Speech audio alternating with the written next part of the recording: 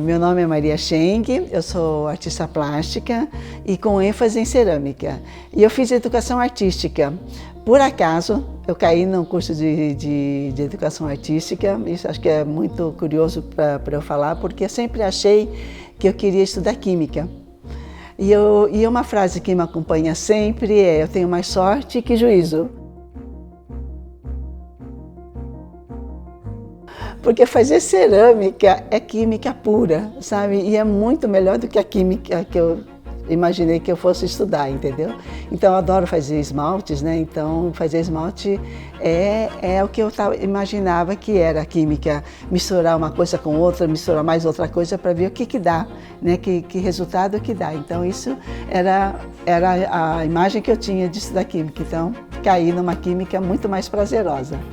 Você sabe que na faculdade, né, eu fiz educação artística e aí então as matérias que tinham na faculdade era cerâmica, desenho, pintura, teatro, música, porque era para formar professores de educação artística. Então tudo era muito básico, muito superficial, porque era para trabalhar com crianças, né, ou adolescentes, né, naquela matéria de educação artística no ginásio, no colégio. Isso na minha época, né, que hoje já tem outro nome, esses cursos agora. Mas então era muito superficial. Mas, e na faculdade tinha também uns concursos entre os estudantes, né? E eu já recebia prêmios já em cerâmica. Foi 3 anos, né, no caso de curso, e acho que recebi 2 prêmios na faculdade. Né? Um ano e no outro ano também. E aí os professores também perceberam meu interesse por cerâmica e uma das professoras me indicou o meu mestre, que ela era amiga dele, e eu falei assim: por que você não vai fazer cerâmica com o Megumi? Ele está abrindo o ateliê dele agora, que ele nunca ensinou, mas ele está abrindo agora. Acho que seria interessante, já que você está tão envolvida e tão interessada na matéria. Então, quando eu me formei, eu acatei, né, a sugestão dela e fui fazer cerâmica com ele. Mas eu morava em Santos, né, porque eu me formei em Santos. E o Megumi, no caso, ele tinha o ateliê dele em São Paulo. Então, eram assim, tipo 60 quilômetros mais ou menos de São Paulo. Eu ia lá 2 vezes por semana e acabei virando assistente dele. Fiquei 6 anos com ele. Entrei como aluna e aí virei assistente dele e foi a melhor escola, muito melhor do que a faculdade, né? Porque a faculdade, como eu disse, era muito superficial. E lá, virando assistente, eu assumi tudo no ateliê. Dava aula, fazia queimas, né? Enfornava, colocava, tirava do forno, fazia as queimas, cobrava dos alunos, enfim. Tudo eu fiquei responsável. Então foi uma escola mesmo, né? Em todos os sentidos, né? Tinha que trabalhar com esmalte, trabalhar com a preparação de argila, então foi uma escola completa para mim. E eu vi que era isso mesmo que eu gostava e segui em frente. Tem uma fase da minha vida que foi assim, eu entrei lá no Megumi em 81 e saí de lá no final de 85, então isso foram 6 anos completos mesmo, mas em 83 eu casei. E em 85 eu resolvi ter filho.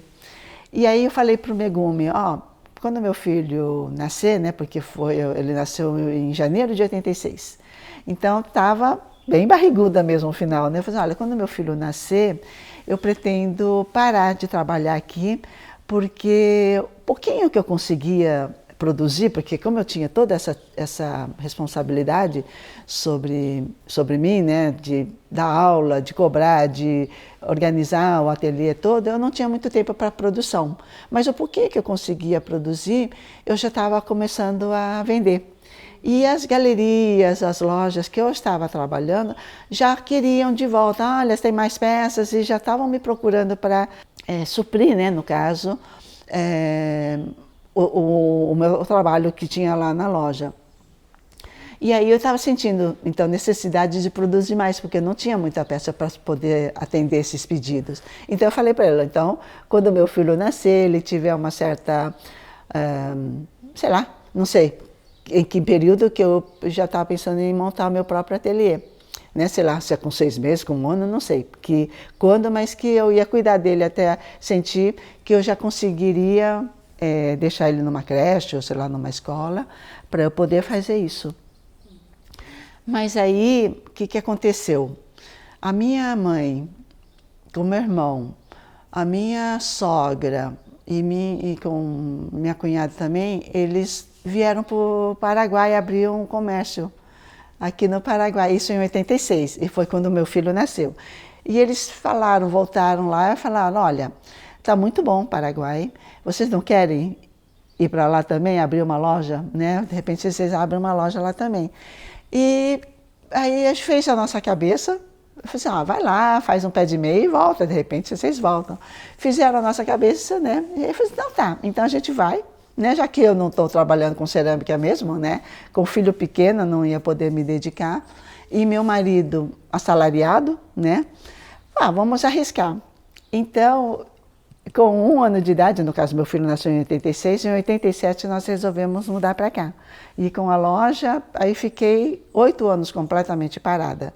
Porque aí tinha que cuidar do filho e cuidar da loja. Porque afinal, era o nosso objetivo, fazer um pé de meia e voltar. Mas só que eu estou aqui até hoje. Esse pé de meia não aconteceu e estou aqui até hoje. Então, isso fazendo as contas dá 38, 39 anos já que eu estou aqui.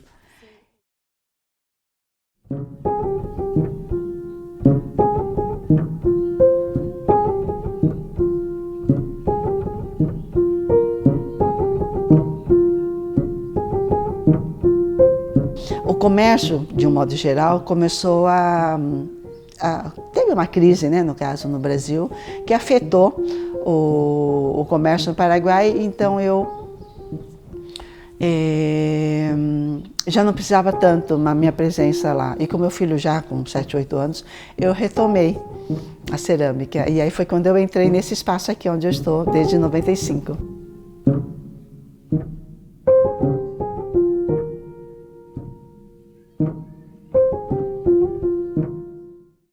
Olha, passaram pessoas muito importantes na minha vida, na minha trajetória, né? Então, pessoas que me orientaram, né? Que nem esse meu mestre, que é o Megumi, ele principalmente foi uma pessoa fundamental para a minha trajetória. Ele é japonês, mas ele sempre foi apaixonado pela China, pela cultura chinesa, e ele sempre falava, olha, você tem que estudar a arte chinesa, você tem que pesquisar a arte chinesa, veja como é a cerâmica chinesa, porque o seu trabalho, apesar de você não fazer com consciência, mas tem muito do formato de cerâmica chinesa, né? E eu fazia inconscientemente, eu fazia porque eu gostava, mas nunca tinha percebido que tinha um formato tão forte nas peças que representasse a minha cultura. E ele sempre falava, mas eu não entendia, né? O que ele estava enxergando nas minhas peças que ele me incentivava tanto, né? A pesquisar, a estudar, a ver, né? A arte chinesa. Então aí depois eu saí, né, de lá, né? Por causa do meu filho, por causa da loja. E retomei, quando eu retomei aqui, é tão engraçado e é tão longo também para poder você entender como é que eu consegui compreender o que ele estava me explicando. Não sei se você sabe, aqui em Foz do Iguaçu, estou fugindo um pouquinho da história, mas é para poder você entender como é que eu trago esse trabalho hoje da arte conceitual. Então, aqui em Foz tem uma lei de edificação, qualquer construção comercial ou mesmo residencial, acima de 2.000 metros quadrados, precisa ter uma obra de arte. E aí, então, em 95, eu entrei aqui com mais 3 artistas nesse espaço, porque era um espaço, né? Esse espaço é muito grande, e tinha mais 3 artistas que nós alugamos esse espaço e a gente trabalhava. Uma agência bancária precisava, na verdade, eu precisava de alvará para poder abrir a agência. né? Então, para ter o seu alvará, ele tinha que ter uma obra de arte, porque a construção dele era acima de 2.000 metros quadrados. Então, não sei como me procuraram e eu fiz uma escultura para o banco. Tá? Na época era o Banco Bamerindos, que não existe, nem existe mais. E aí, na época, eu fiz uma escultura também sem nenhuma consciência em relação a simbologia da cultura chinesa. Mas eu queria dar um título para essa obra. E aí eu procurei no dicionário do Simples um nome interessante, bonito, que pudesse ter a ver com a escultura que eu fiz, que era uma forma de disco. Aí quando eu vou lá no verbete do dicionário, verbete disco, ele fala que o disco na cultura chinesa, da pedra jade, tem um furo no meio, não é exatamente essas palavras, mas é o que consigo te explicar agora. Com o furo no meio, ele tem o símbolo da perfeição celeste, a esfera externa, e o furo no meio representa o próprio céu. Eu falei, nossa, que bonito isso. Isso é uma pedra que eu sempre usei na minha vida, a gente ganha, a gente dá de presente, a gente compra, e os chineses sempre têm uma pedra dessa no pescoço, né? E eu não sabia que tinha uma simbologia assim tão poética. Aí eu fiquei enlouquecida a pesquisar mais sobre simbologia. E aí foi que começou a minha fase de arte conceitual, porque aí eu estava resgatando as minhas raízes, porque uma coisa que eu não contei é que quando eu cheguei no Brasil com 7 anos de idade, eu neguei a minha cultura. Então, nesse momento, eu conhecendo um pouquinho da cultura, da minha cultura e da cultura que é dessa pedra que é poético, eu estava começando a resgatar as minhas raízes a partir desse trabalho.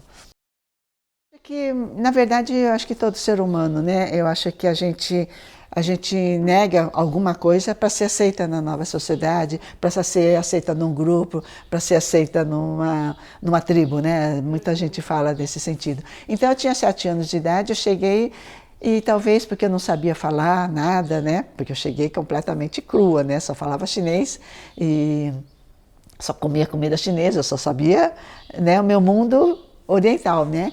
E acho que quando eu vou para a escola sem saber nada, então, de uma certa forma, eu era um universo hostil, né? Que não conseguia comunicar com ninguém, e aí eu tive que, como defesa, né?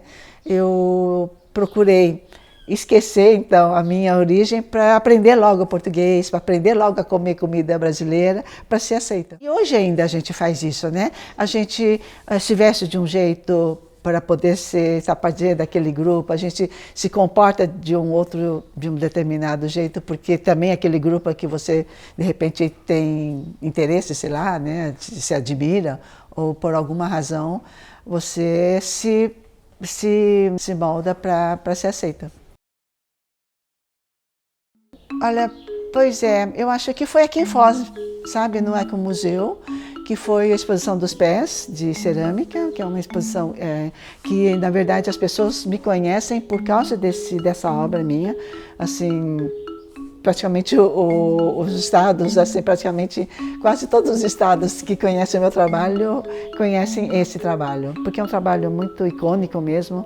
Ele fala das mulheres chinesas que tiveram os pés enfaixados, né, para não crescer. Isso era uma prática que durou um século e que os homens obrigavam as mulheres a enfaixar esses pés para não crescer mais que 8 a 10 centímetros de comprimento, sabe? Foi engraçado que esse dicionário dos símbolos, que eu encontrei o verbete disco, eu encontrei o verbete pé também, nesse mesmo dicionário. E quando eu fui ler nesse verbete pé, ele fala, os pés das mulheres chinesas enfaixadas, tal, era uma forma de opressão, tal, mas era os homens obrigavam, mas que era uma forma de seduzir as mulheres, né? Porque diziam que ficavam mais bonitas e mais sensuais com esses pés, mas que no fundo era uma forma de opressão, tolher a liberdade delas, né? Quando eu leio esse verbete, que também não é exatamente essas palavras, eu me lembrei da minha bisavó que tinha esses pés deformados, sabe? Quando eu tinha 5 anos de idade, ela foi morar com a gente e ela veio com esses pés totalmente feios mesmo. E foi uma imagem que me marcou muito. Mas com essa idade, criança, eu não me lembro se eu cheguei a perguntar ou não por que ela tinha aqueles pés daquela forma, né? E só imagina agora, em 96, que eu leio esse verbete no dicionário e veio à tona esse pé dela. E eu, como artista, como mulher e principalmente como chinesa, eu me senti na obrigação de trazer esse tema para provocar reflexão, né, no mundo hoje, né? Hoje, naquela época era em 96, mas até hoje, né, 2025 ainda existe outras formas de opressão contra nós. Então é um tema muito atual e que ainda precisam ser discutidas. E aí, então, no caso, foi essa exposição desses pés, que eu, na verdade, não eram pés deformados. Eu modelei, no caso, o meu próprio pé, e a exposição toda foi a partir do modelo do meu pé, e que eu instalei várias formas de instalação, né, no caso, para provocar essa reflexão.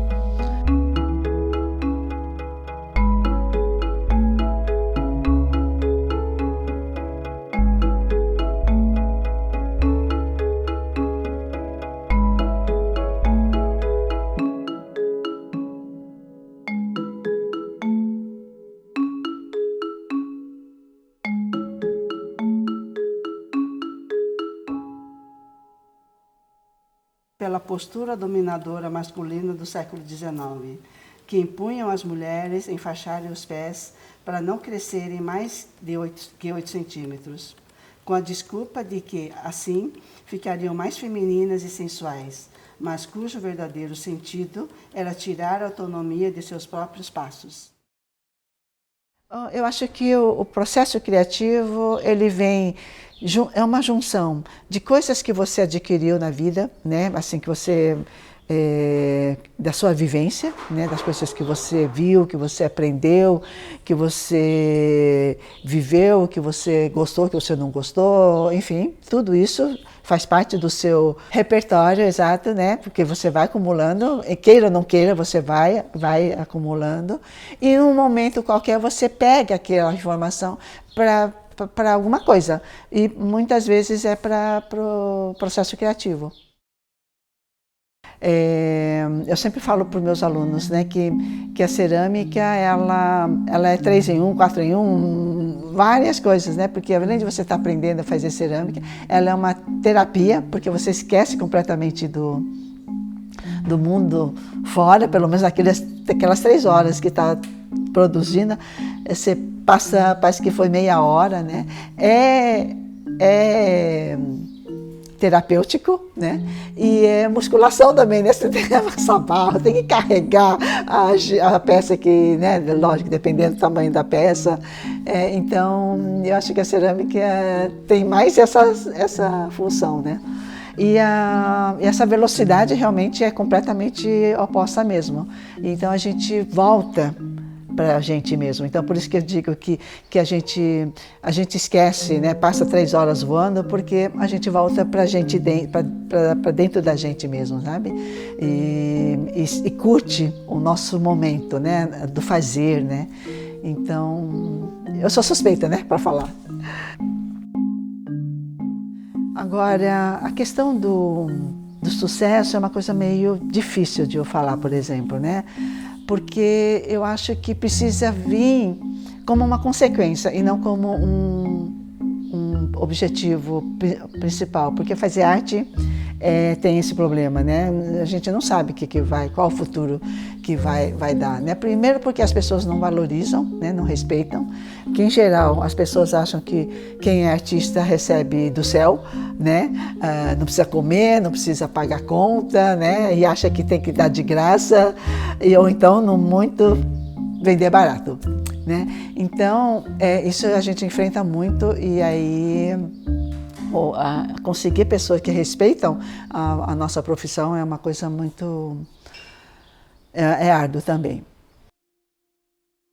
As pessoas vão precisar, eu acho, na verdade, sabe? Retomar um pouco, sabe? E se conhecer mesmo, onde a origem do nosso ser, né? Porque aí vai virar tão tecnológico que cadê o ser humano, que é o principal, né, nessa história, né? Assim, nem contatos mais, né? Tudo pela mensagem, né? A gente não se encontra mais. Eu acho que vai chegar um momento e vai virar um caos, né, na cabeça das pessoas e vai valorizar, voltar a valorizar mais. É a Maria que ainda está buscando ainda, aí continua buscando o seu espaço, a sua cultura, as suas raízes, por mais que todo esse tempo eu venho tentando resgatar, mas a gente não... é infinito, né, a gente se conhecer, né? Então, essa busca constante, eu acho que vai ser, sei lá, até o último dia, não vou me conhecer ainda, tudo que eu preciso me conhecer e sempre buscando, né? Eu acho que a arte também é uma coisa constante na minha vida, acho que eu não paro em nenhum momento, acho que esse vai ser a Maria, artista, até o último dia da minha vida.